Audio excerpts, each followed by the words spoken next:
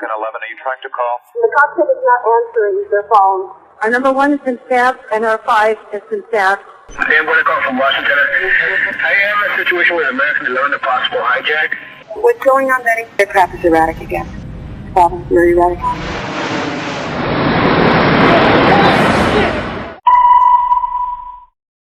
Betty, talk to me. Betty, are you there? Betty? Betty? A plane just hit the World Trade Center. What? The 737. Did what? Like the World Trade Who are you Center. talking to? Oh, God. Oh, my God. United 175, New York. We have some problems over here right now. We might have a hijack over here, 2 of them. Yeah. This just in, you were looking at we have a breaking obviously news very story to tell you disturbing about. live shot there. That is the World Trade Center, and we have unconfirmed reports this morning that a plane has crashed. As we come now, we have serious news of a major, very tragic event for you right now. Incredible plane crashed into the World Trade Center. 9/11 एक ऐसा वाक़या जिसने दुनिया भर के मुसलमानों की दुनिया ही बदल दी, और ये कहना ज़रा भी गलत नहीं होगा कि इस वाक़े ने इस्लाम और जिहाद दोनों की डेफिनेशन को सारी दुनिया की नज़र में तब्दील कर दिया। तो क्या वो वाकई एक टेररिस्ट अटैक था या जॉर्ज बुश और वर्ल्ड ट्रेड सेंटर के मालिक लैरी सिल्वरस्टाइन की सोची समझी साजिश थी? क्या उन्होंने खुद ही हमला करवाया था? उसामा बिन लादेन मुजाहिद, टेररिस्ट या कुछ और?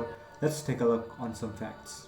उसामा बिन लादेन जिसकी पैदाइश होती है 1957 रियाद सऊदी अरेबिया में, उसे मेनली जाना जाता है अल-कायदा मिलिटेंट टेररिस्ट ऑर्गेनाइजेशन के बानी यानी फाउंडर के तौर पर, और अमेरिका और मगरबी ताकतों के ख़िलाफ़ मुतअद्दिद दहशतगर्द हमलों के लिए, जिसमें सर फहरिस्त हैं वर्ल्ड ट्रेड सेंटर और द पेंटागन पर हमला। उसामा बिन लादेन बेटा था मोहम्मद बिन लादेन का, जो एक सेल्फ मेड बिलियनर था, जो यमन से हिजरत करके Saudi Arabia as a labourer आया था। सऊदी अरेबिया आने के बाद उसने रॉयल फैमिली के लिए बड़े बड़े तामीराती काम को अंजाम दिया। जब उसकी 1967 में एक हवाई हादसे में मौत हुई तो उस वक्त तक उसकी कंपनी मिडिल ईस्ट की सबसे बड़ी कंस्ट्रक्शन कंपनी बन चुकी थी। उन्हीं के बेटों में से एक बेटा था Usama bin Laden. Usama bin Laden ने जिद्दा की किंग अब्दुल अजीज़ यूनिवर्सिटी में बिजनेस एडमिनिस्ट्रेशन की तालीम हासिल की, ना कि इस्लाम की। उसामा बिन लादेन और उसके पूरे ख़ानदान का इंटरेस्ट बिजनेस में था, तो अचानक उनमें से एक उठता है और उसकी रग़बत जिहाद की तरफ कैसे हो जाती है? जिहाद वो जिहाद था या सोचा समझा फसाद जिसे बनाया गया था सिर्फ इस्लाम की दुनिया भर में बढ़ती मकबूलियत को रोकने के लिए? उसामा का जिहाद जिहाद क्यों नहीं? मैं आपको बस शराइत बताऊंगा कि नबी अकरम नूर मुजस्सम सल्लल्लाहु तआला अलैहि वसल्लम ने जिहाद के बारे में क्या इरशाद फरमाया, और उसामा बिन लादेन का जिहाद जिहाद क्यों नहीं है, फैसला मैं आप पे छोड़ूंगा। ये उनके लिए है जो उसामा बिन लादेन को एक सच्चा मुसलमान, मुजाहिद और पता नहीं क्या क्या कहते हैं, कुछ उसे एक वली तस्वुर करते हैं। उन्हें बस अहकाम जिहाद बताकर फैसला उन्हीं पर छोड़ दूंगा। रूल नंबर 1 कि मुसलमानों को कभी भी लड़ाई का आगाज़ नहीं करना है। क्वेश्चन नंबर 1, 9/11 से पहले क्या अमेरिका के फ़ौजियों ने मुसलमानों से भरा प्लेन हाईजैक करके मुसलमानों के इलाकों पर क्रैश करवाया था?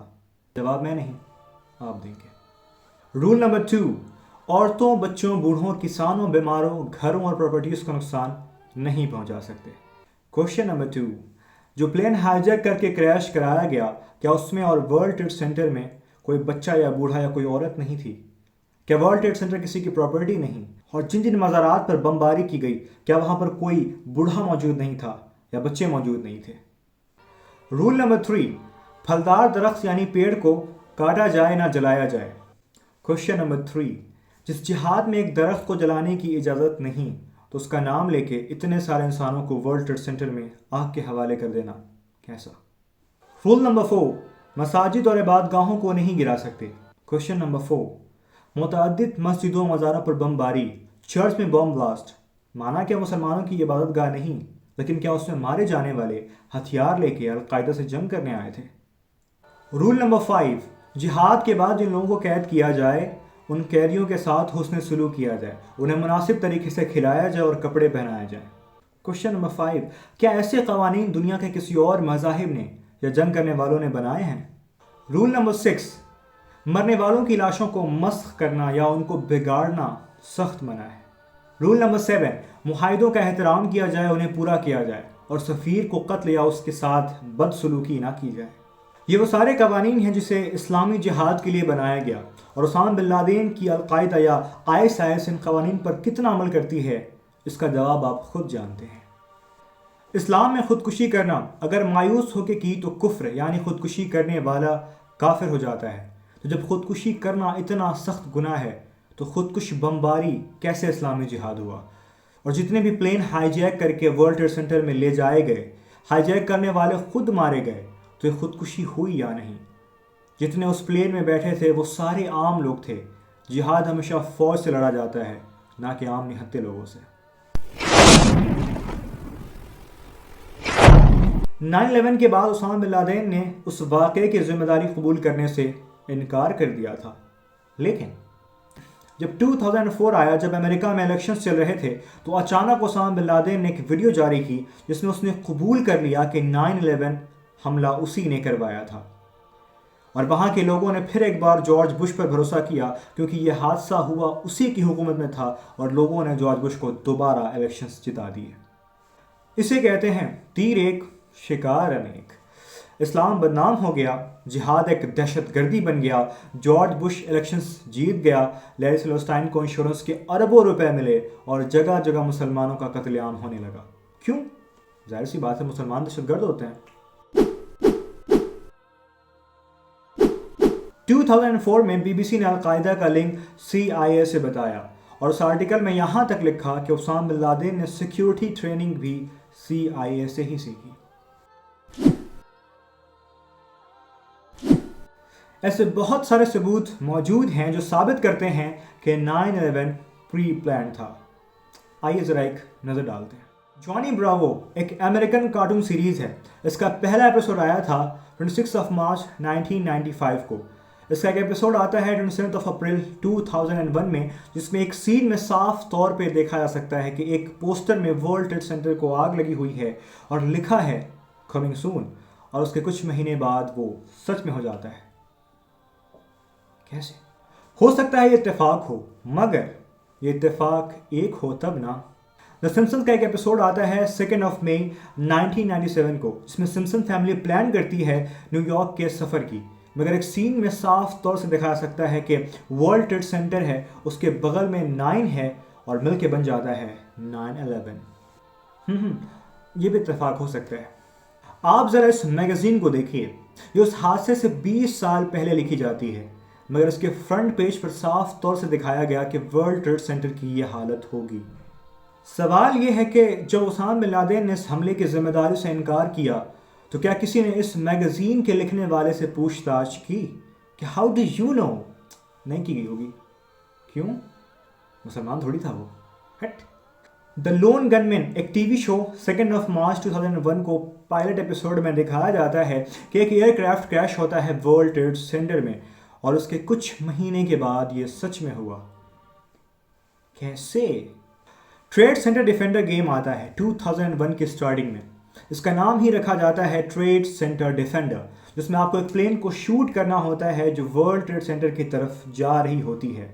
ان گیم بنانے والوں کو پہلے سے کیسے پتا تھا کہ ورلڈ ٹریڈ سینٹر کو حفاظت کی ضرورت پڑے گی، اور اسے خطرہ بھی ایک پلین سے ہے؟ پوچھتا ہے بھارت، پوچھتا ہے بھارت۔ ایڈیٹر کچھ بھی یاد رکھیں کہ اتفاق بار بار نہیں ہوتا۔ ایسے بہت سارے ثبوت ہیں جسے دکھایا جا سکتا ہے، جس سے ثابت ہوتا ہے کہ یہ ایک پری پلانڈ حملہ تھا، جسے کروایا گیا تھا اسلام کی بڑھتی مقبولیت کو روکنے کے لیے۔ لیکن کمال تو یہ ہے کہ 9/11 کے بعد مسلم وتھ کنورژن کی تعداد کئی گنا بڑھ گئی۔ تو سوال تو بنتا ہی ہے کہ اگر اسامہ بن لادن نے کیا تھا تو شروع ہی میں قبول کیوں نہیں کیا؟ جھوٹ کیوں بولا؟ اور 3 سال کے بعد جب امریکہ میں الیکشنز آئے تو اچانک اس نے قبول کیوں کیا؟ یا تو اس نے پہلے جھوٹ بولا یا بعد میں۔ یہ رپورٹ بھی موجود ہے کہ رشین آکوپیشن کے خلاف افغانستان میں ہونے والی لڑائی میں اسامہ بن لادن کو سارے ہتھیار CIA نے مہیا کرائے تھے۔ ڈیفنس سیکرٹری مائیکل پورٹیلو سے بات چیت کے دوران پاکستان کی 2 مرتبہ کی وزیر اعظم رہی بے نظیر بھٹو نے یہ کہا کہ اسامہ بن لادن ابتدائی طور پر امریکہ کے بہت بڑے حامی تھے۔ خیر وہ صرف ابتدا میں حامی تھے یا ہمیشہ ہی، یہ بس اللہ عز و جل ہی جانتا ہے۔ ظلم کے خلاف اٹھنے والی آواز کو انقلاب کو، جنگ کو جہاد کہتے ہیں، ظلم کو جہاد کا نام نہیں دیا جا سکتا۔